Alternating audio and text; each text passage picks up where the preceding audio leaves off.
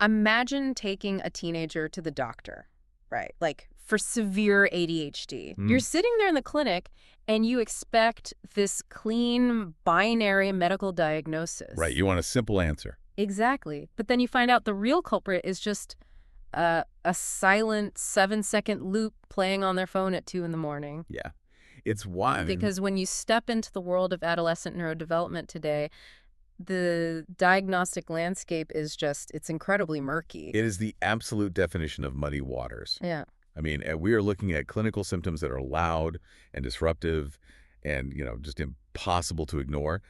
But the root cause driving those symptoms is entirely invisible to the naked eye. And that is exactly what we are exploring today. Welcome to this deep dive. We are thrilled to have you, the listener, with us today. Absolutely. Because we are unpacking a highly specific hidden consequence of modern technology that is, honestly, being tragically misdiagnosed in schools across the country. It really is. We're pulling insights today from this fascinating collection of data and research, and it's titled Digital Shadows, the Social Media Sleep Crisis. So, okay, let's unpack this, because I want to be crystal clear right out of the gate. We are not doing a moral panic today. Right, no pearl clutching. Exactly. This isn't a generic lecture about kids spending too much time on their phones or, a complaint about kids these days. We are looking at a biological mystery. Yeah, and what's fascinating here is that the true crisis isn't behavioral at all.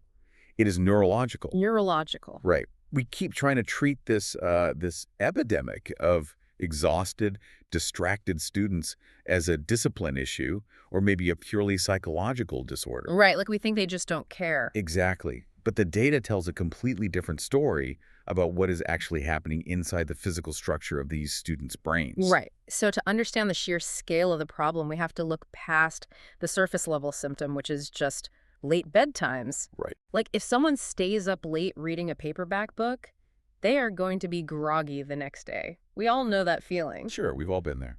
But the biological mechanism outlined in this research is fundamentally different from just reading a book late. Precisely. And we have to recognize the massive demographic footprint we are talking about here. It's huge. It really is. According to the 2026 data from the CDC and Common Sense Media, roughly 50% of adolescent girls. Wow, 50%. Yeah, half. 50% of adolescent girls and 40% of boys report that social media is actively harming their sleep.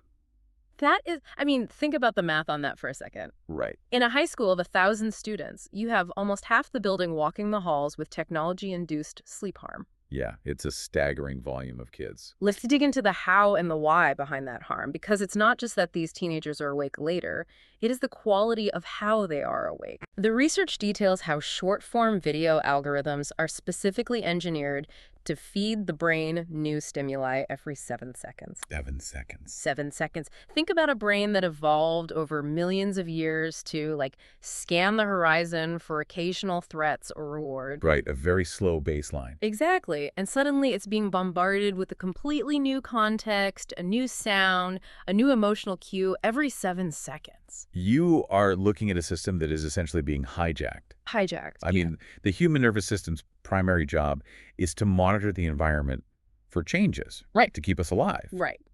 When you introduce a hyperstimulating algorithm, the brain's threat and reward center assumes it needs to be on high alert. It thinks something important is happening. Yes. It is flooded with novelty. Yeah. And compounding that psychological stimulation is a very real hardware issue, which is the blue light emitting from these screens. Ah, the blue light. Right. It actively suppresses the brain's production of melatonin. And, melatonin isn't just a sleep aid you buy at the pharmacy. Right, like a gummy. Exactly. It is the brain's biological signal that night has fallen. By staring at that screen, the device is effectively telling the brain's suprachiasmatic nucleus that it is still high noon. That is wild. So the brain is chemically confused about what time of day it is, and then on top of that, it's neurologically whipped into a frenzy by a 7-second novelty cycle. That's the perfect storm. It makes me think of an engine. Okay, how so? It's like taking a car, putting it in neutral, and just slamming your foot on the gas. Oh, I see. Right, like the RPMs are redlining, the engine is screaming, but the car isn't actually moving anywhere. Inevitably, that engine is going to run incredibly hot. Right. If you do that for 3 hours and then suddenly take your foot off the gas, you can't expect the car to just quietly idle. That is an incredibly accurate way to visualize the nervous system under algorithmic load. Yeah. Yeah, the physiological baseline is artificially elevated. When the teenager finally puts the phone on the nightstand, their internal engine is still running hot. It takes time to cool down. Exactly. Their heart rate, their cortisol levels, their neurological vigilance, none of it is ready for rest. Right. But, I'm having a hard time wrapping my head around the next part of this. Or which part?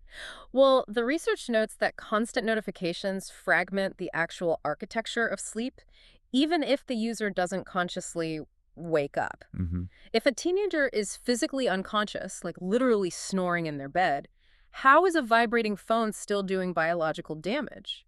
So this is where the biology gets particularly insidious. Sleep is not just an off switch. Right. It is a highly complex architecture made up of specific cycles. You have light sleep, deep physical restorative sleep, and then REM sleep, which is crucial for emotional regulation and cognitive processing. Okay.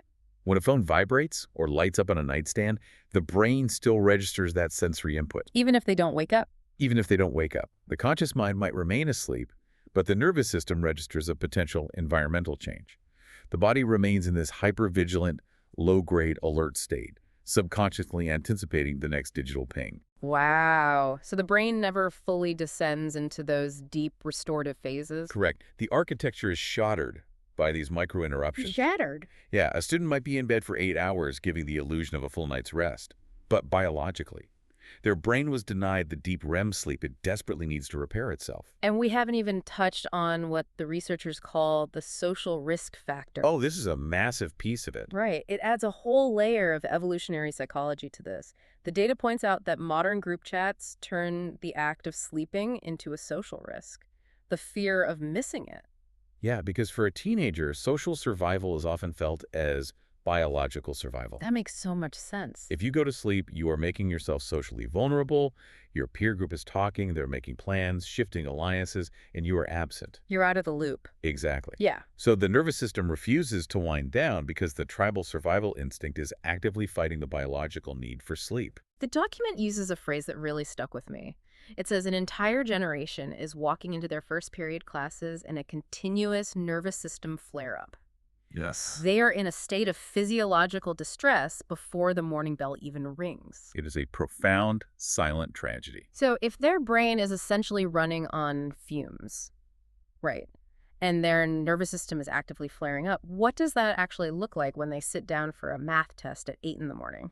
Well, it looks like an absolute epidemic of misdiagnosis. Right. This is where the medical and educational systems are colliding, and unfortunately, they are severely missing the mark. How so? Think about how a shattered sleep architecture manifests in behavior. Without REM sleep to regulate emotions, you see severe irritability. Mm-hmm. Without deep restorative sleep, you see declining grades, an inability to focus, and attendance issues. And traditionally, how does the adult world process a teenager who is irritable, fidgety, and struggling to focus? We dismiss it. Right, we dismiss it. We call it an attitude problem, or we say they're just being lazy. Or increasingly, we medicalize it incorrectly. Yeah. The research makes a vital point that we really need to linger on. A sleep-mediated cognitive deficit looks clinically identical to ADHD, anxiety, and depression on a standard behavioral checklist. Here's where it gets really interesting, and I want to push back on the practical reality of this for a second. Sure. Think about an overwhelmed middle school teacher. They have 30 kids in a classroom. Minimum. Right. If a kid who is running on 5 hours of algorithm-interrupted, fragmented sleep looked exactly like, clinically identical to a kid with a genuine neurodevelopmental disorder like ADHD, how on earth is that teacher supposed to tell the difference? The brutal truth is they can't. Yeah. And they shouldn't be expected to. Right. If we connect this to the bigger picture, you begin to see how untreated sleep-mediated symptoms compound over time to create a vicious cycle. A cycle. Yeah. A child who can't focus because their sleep architecture is shattered gets frustrated. That frustration leads to a behavioral outburst in class. That outburst gets them labeled as a problem student, which drastically increases their anxiety. Wow. And what happens when their anxiety spikes? They seek comfort in their phone late at night, further destroying their sleep. It is a biological feedback loop. Exactly.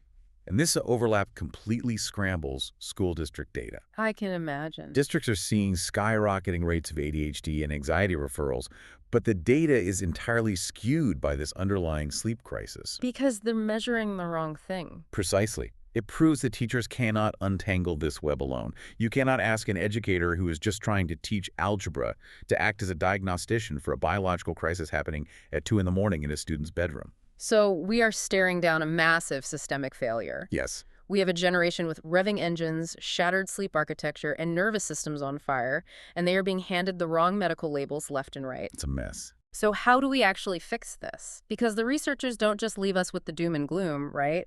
They outline a highly specific operational counterattack. They do. Since we know educators can't accurately separate clinical ADHD from fragmented sleep on their own, the solution has to be systemic. Right. School districts must implement a structured, multi-tiered approach to catch the upstream cause before it results in a misdiagnosis. Okay. The data outlines 3 coordinated work streams required to make this happen. Let's break those 3 streams down. First, the research points to family education campaigns. Right. And this isn't just sending home a flyer in a backpack. It's about explicitly connecting sleep biology to academic and behavioral outcomes. It has to be explicit. Yeah.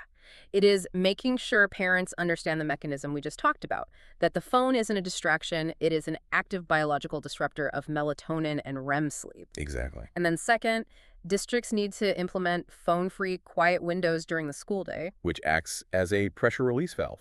It gives that revving engine we talked about earlier a mandated physical opportunity to just idle away from the 7-second novelty loop. But the third work stream is where the actual intervention happens. Yes, this is crucial. The research calls for a dedicated clinical referral pathway specifically designed to catch frequent sleep complaints.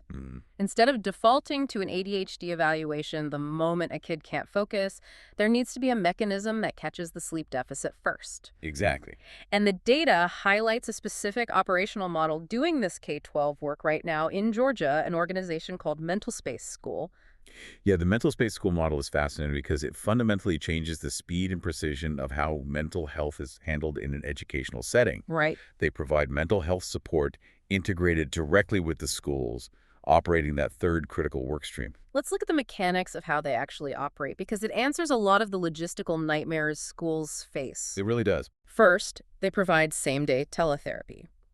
In a traditional system, if a kid breaks down in the counselor's office, they might be put on a 6-month waiting list for a generic psychological evaluation in the community. Oh, at least 6 months. Yeah. And during those 6 months, the sleep deprivation continues, the behavioral issues compound, and the student falls further behind. Right.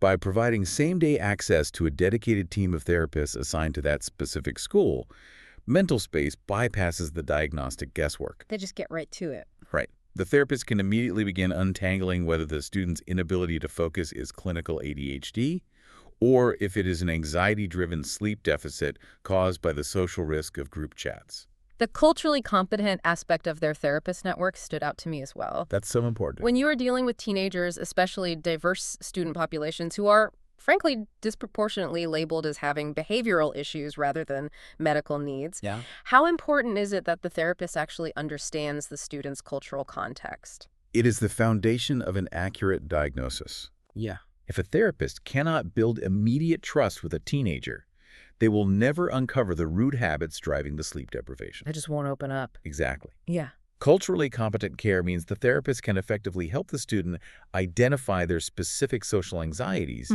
and work with them to build a realistic wind-down routine that actually restores their biological rhythms. Now, we have to talk about accessibility, because all the therapy in the world doesn't matter if the families can't afford it. Right. Cost is always the barrier. Always.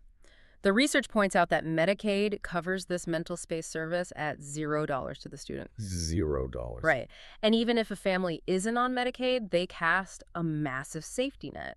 They accept major providers, everything from Blue Cross Blue Shield, Cigna, and Aetna, to regional plans like Peach State and Amerigroup. I don't want to just read a list of corporate logos, but the point here is the societal impact. Right? Exactly. The point is that the financial friction is entirely demolished. Yeah. When you remove the cost barrier for working-class families, you democratize access to precise neurodevelopmental care. You stop punishing kids for biological sleep deficits just because their parents can't afford a private specialist. There is also a layer of bureaucratic compliance mentioned here. Yes. The legal side. The source notes that MentalSpace is fully HIPAA and FERPA compliant and helps districts meet the upcoming July 2026 HB 268 compliance deadline. That's a big deal. For those of us who aren't school administrators, what does that alphabet soup actually mean for a district? In simple terms, school districts are under immense legal pressure right now. Okay. FERPA is the federal law protecting student privacy. Yeah. FUPA protects medical data. And new state mandates like Georgia's HB 268 are requiring schools to provide documented, comprehensive mental health support. So they have to do it by law. Yes, and school administrators are terrified of violating these laws. I bet. So by partnering with an operator that inherently manages the legal compliance, the school district can get back to their primary job, which is educating students. The outcomes of tying all this together, treating the biology, providing same-day access, and removing the financial barriers are just The staggering. numbers are incredible. The data shows an 89% improvement in attendance, Wow. an 85% family satisfaction rate, and a massive 92% reduction in anxiety. That 92% reduction is the most telling statistic in the entire document. Really? Oh, yeah. Yeah. If you took a group of sleep-deprived teenagers and only treated them for clinical anxiety using traditional methods, while letting their sleep architecture remain shattered by midnight scrolling, you would never see a 92% success rate. Right. It is biologically impossible. Because the engine would still be revving. Exactly. Yeah. That success rate proves that when you treat the root biological cause, the technology-induced sleep deficit, you yield massive systemic relief across the board. The symptoms vanish because the brain is finally healing itself through restorative REM sleep. So what does this all mean? Let's trace the path we just walked together for you, the listener.